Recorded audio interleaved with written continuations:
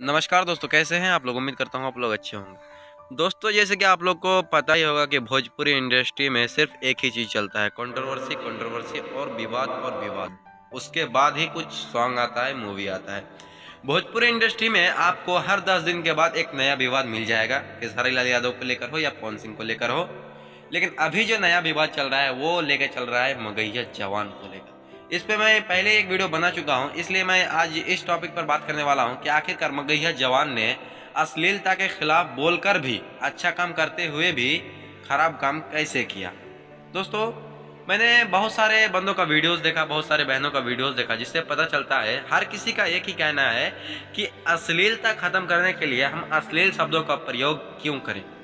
बस यही एक कॉमन गलती इसका निकल के आ रहा है। ऊपर से मगहिया जवान ने नेपाल वाली को सीधा सीधा कह दिया था कि धंधा वाली है।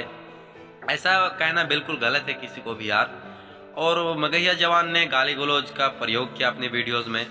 बस यही इन्होंने गलती किया। अगर ये बिना गाली गलौज किए आज ये वीडियो बनाए होते तो इतना कुछ कंट्रोवर्सी नहीं होता। जैसे कि ये आज वीडियो बना रहे हैं, कोई गाली गलौज नहीं कर रहे हैं। ये पहले से भी अगर ऐसी तरीके से अगर गाली गलौज ना किया होता तो शायद एक इतना बड़ा कंट्रोवर्सी आज नहीं होता।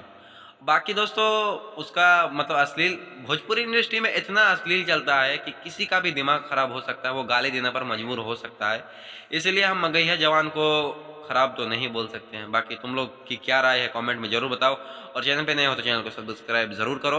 ओके दोस्तों, मिलते हैं नेक्स्ट वीडियो में। तब तक के लिए जय हिंद, जय भारत, सुखी रहो, सलामत रहो।